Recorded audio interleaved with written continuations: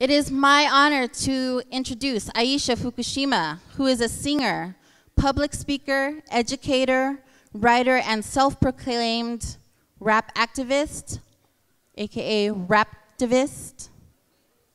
As a leader of the Raptivism Project, Aisha raises social awareness through connections between global hip-hop and social justice. Since 2007, she has engaged in hip-hop communities from France to Morocco, England, South Africa, Senegal, India, Denmark, and beyond. It is my pleasure to introduce to you your keynote speaker for Rock the School Bell 6, Miss Aisha Fukushima. Good morning. Can I get a little more sound on the mic? I'm going to start off with the song, if that's okay with you. Woke up and saw the news today. I grabbed my coffee and I'm on my way. Oh, hey. Hey. Oh, oh, oh. Brush my teeth and I do my hair. See, my thoughts are everywhere. Today, the sun, my skin, the world we're in, come what may. Oh, the light within, the right timing, that's the way. I found myself in the sweetest sound, and I knew my life could take me off the ground, and I found my voice in the deepest well, and I knew it's strength, but only time could tell. Listen, hear what I gotta say. Round and beautiful coming your way. Hey, hey, hey, hey, hey. Round the world, heard a million sounds. Right now, I'm in your town down the way. Hey, hey, hey, hey. And you better keep running, running. Never know when I'm coming. True today. True to self and it's stunning. Never give up till you're done. Know that it's okay. So I've been around the world from Senegal to South Africa, Morocco to United Kingdom, Japan, Bangalore. And everywhere that I've been, from my hometown of Seattle to right here in the beautiful Bay Area, right here at Skyline College, right here at Rock the School Bells, I feel so fortunate to have heard and to have felt sweet sounds, bittersweet round. Keep it nomadic, 'cause I'm so down. Sweet sounds, bittersweet round. Da-da-oh-oh-oh. Said sweet sounds, bittersweet round. Keep it nomadic, 'cause I'm so down. Sweet sounds, bittersweet round. Check it, yeah. And she is everywhere. I feel her when I breathe. Can't take for granted love like ocean, sun, and breeze. Come through the trees as I wait for a while. Mama calling in a layback style. Motherless child, I run for miles as baby cry tears like Niles, estuaries. This is the flow from my soul. It's not just where you from, it's what you know. I write an epitaph like souls of weathered feet. Only saw the surface 'cause it's oceanic deep. Make way as she give birth to the sun. He will be witness to the damage we have done. Arab springs become winter scenes, and as the rain falls, it washes our truth clean. Yes, it washes our truth clean. Ha! It washes our truth clean. Yeah. Oh, oh, oh, oh. Sweet sounds, bittersweet round. Keep it nomadic, 'cause I'm so down. Said Sweet sounds, bittersweet round. Record playing on sacred ground. Do da do, yeah yeah yeah. Oh.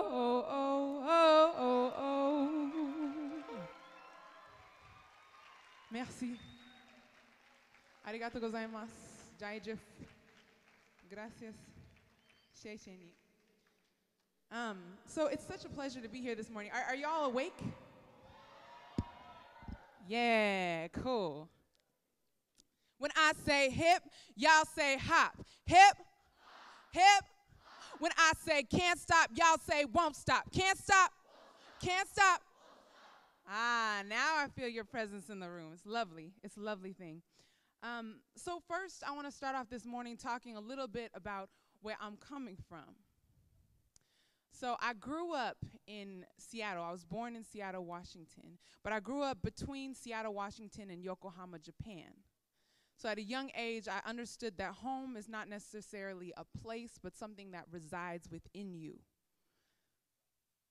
Growing up with that understanding and a fluidity between identities and boundaries and borders and a sense of self that unfolds like the layers of an onion or the layers of a rose that can make you cry or smell the sweetness of life, I continued to develop my sense of self in different surroundings. And my parents were together for a long time. Part of my understanding of the world was through the filter of the hip-hop industry.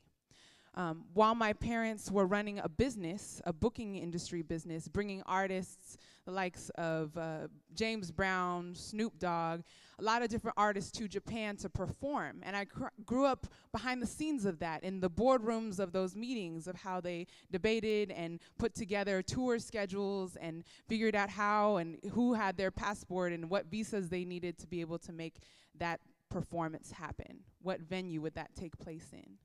That was kind of my early lens and my earliest introductions to hip-hop, in addition to getting the demo tapes before Ice Cube was big or before a lot of these artists came out, kind of getting a sense of that in my inner ear, in my surroundings. Eventually, my parents divorced. So I ended up in a single-parent household. And it's funny, KRS One says, a lot of times hip-hop starts just like that, with a kid in a single-parent household. Notorious himself grew up in a single-parent household, right, with his mom. So I grew up with my mom, and we settled down in Seattle. And a bustling industry and understanding what it meant to live between a fluid life of borders and whatnot also kind of ended up winding down in a different way. I ended up having to settle down in Seattle and kind of understand the realities of what it was for my mom to want me to get the best education possible, to go to a school that was renowned, but at the same time so ignorant in terms of culture, so ignorant in terms of ethnicity, in terms of class, gender, race, along a lot of different lines. They're drawing lines rather than line breaking, if you feel me, right? So growing up with that, developed my awareness and my sense of self through some of the challenges. Many of us in this room have been through challenges where teachers put us down, unfortunately, when we're also supposed to be people who are helping to empower you. But that's when you also become your own teacher. We have some decisions that we can also make. And part of my decision to get some of the frustrations out of what I was hearing from my surroundings was through my art, through song. Telling stories. And why is telling stories important? Why is that an important skill to have? Some of my friends, Poetic Pilgrimage in the UK, they use the term, I write myself into existence. Sometimes we are given a status quo, we are given a situation, we are born into a setting that does not necessarily allow us to access our potential very easily, but we also have to write our own narrative and write ourselves into existence. That is the first step in achieving whatever you would like to do, to be able to visualize it, to be able to start to concretize it even by just imagining it. And imagination is a powerful thing. It allows you to see things beyond what you've been told, beyond what you've been fed. It allows you to think for yourself. No one knows you better than you, right? knowledge of self. Taking these tools, I only started to understand it through the lens of poetry. But then eventually, my mom realizing too that our lifestyle, my mom was cleaning homes as a maid, and it's easy to get caught in this feeling of survival. Survival. When we were not built to just survive, we deserve to thrive. Can anyone feel me on that? We were built to thrive. We are built to thrive. Just as the legacy of Notorious B.I.G. points out, we are built to thrive because his legacy lives on, and today we are celebrating his life, right? So realizing that she really wanted me to push beyond this idea of surviving because she was working from day to day to make sure we didn't have to eat another bowl of oatmeal for a month, she gave me one of the most impactful gifts of my life. When I turned 16, she took me to this office building, and I was wondering, what is this? And then I got a piece of paper. It was a business certificate. She told me I had to start my own business at the age of 16. For me, it was a little bit anticlimactic at first. I was like, what? What am I supposed to do? A piece of paper? Like, what? But eventually, she said, you need to make a plan. I started to draw out ideas of what I would like to potentially do. How can I construct something that's really interesting and engaging and something that also is appealing to young people? Because I myself was a young person, right? And am a young person. So I developed a product line of toys and ended up selling that and almost starting a store, which got derailed or pushed to the side when I started college because I started a whole new hustle, right? But learning how to develop a business, it started with a plan. It started with visualizing and writing it out in a format, and whatever your writing is, maybe that's through movement, maybe that's through song, maybe that's through turntables, whatever that is, maybe that's through visual artistry, but it's kind of starting to make your blueprint for what you'd like to achieve. Starting my own business also taught me that success is not necessarily something that is defined only singularly by someone else. No, it is something that you define for yourself. What does all this have to do with Notorious, right? I say this because Notorious was a businessman.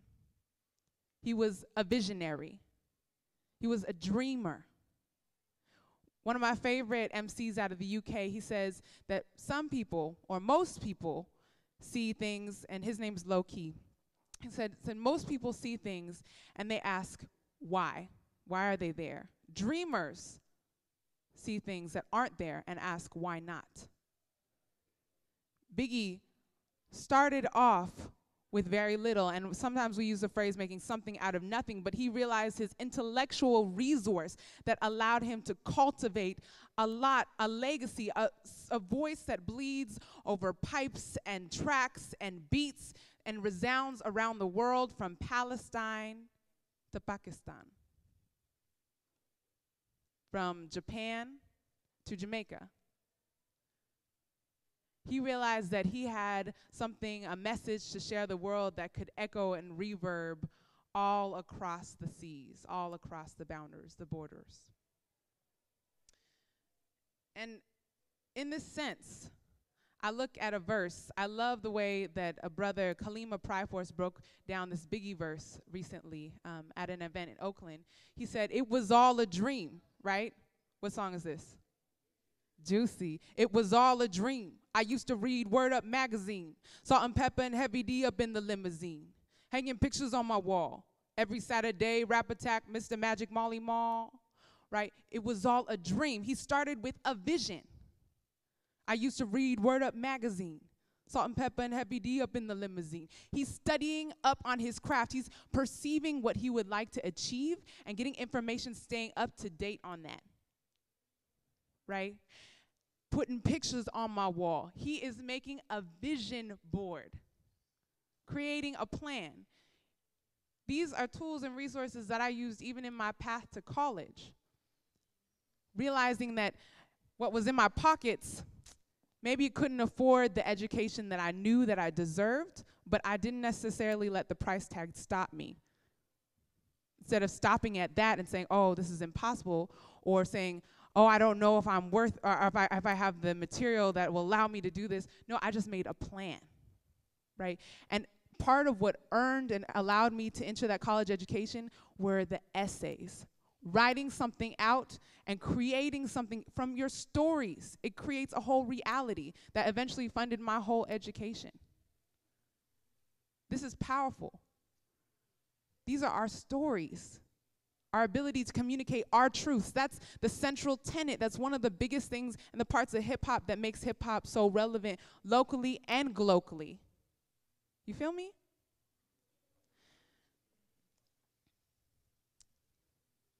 With that said, I know that we don't have too much time up here, but I would like to share a final poem.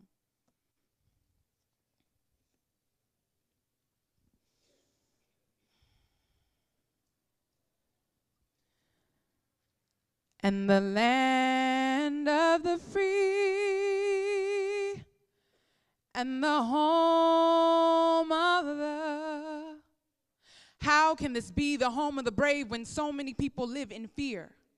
I captivate, reincarnate with an imagination state of mind. Teacher, I am more than your underestimations combined. Do you mind? I am growing here, cocooned in a cacophony of sounds that pace like ancestors' footsteps that pace with my heart. I am thumping on the doors of your existence. I am more than your labels make me out to be. I am human first and foremost. I am human first and foremost. Except for when I am a butterfly, whose metamorphosis reopens the orifices of our connectivity. We are more connected than we pretend to be. Let these wings make me free as I fly on the winds of change. A new season has come, rearranged. The old one is done, interchanged, and living as a butterfly has taught me one thing, that there is no beginning or ending, only shape-shifting. So let us call this a transformation, a reformation of my wing pattern is a blueprint for elevation. And there ain't no stopping this reclamation constructed in a language of sounds and silences that must be read between the lines until we realize that this whole reality is constructed. The education that values one human life over another is corrupted. Migration is a way of life. I said migration is a way of life. I float by pushing myself up on matter that I cannot see like dreams. Shape-shift in a medium of creativity. Sometimes it's hard to be a butterfly when you were built to soar, but some try to colonize the sky. How can you divide the air? It must be hard to breathe if you don't want to share. This is the life of a butterfly, karma and samsara, birth and rebirth. I am a woman and I know my worth. I am monarch, but not imperial. I spit philosophies, it ain't ethereal. I keep rising and shining, wondering, can you hear me though? I keep rising and shining, wondering, can you hear me though? So as we fly, as we float, as we flutter, warmth of prayers that melt like butter, flies over aching wounds erected high in remembrance like pyramid tombs. This is for you, for I believe in youth. Hold your head high as you speak your truths. Sky is the limit and you know that we keep on, just keep on pressing on. Sky is the limit and you know that you can have what you want, be what you want. The sky is the limit and you know that you keep on, just keep on pressing on. The sky is the limit and you know that you can have what you want, be what you want, have what you want, be what you want. Thank you so much.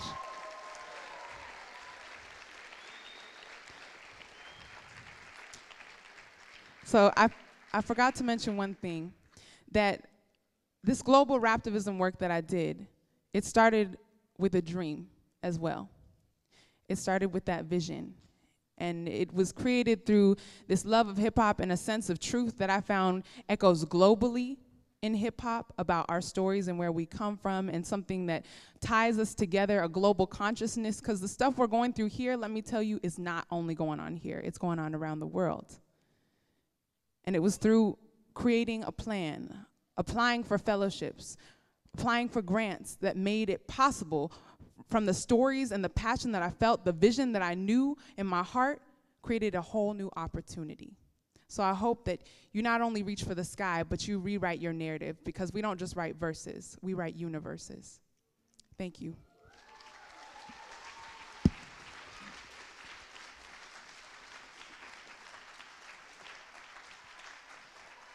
Get up for Aisha Fukushima one more time.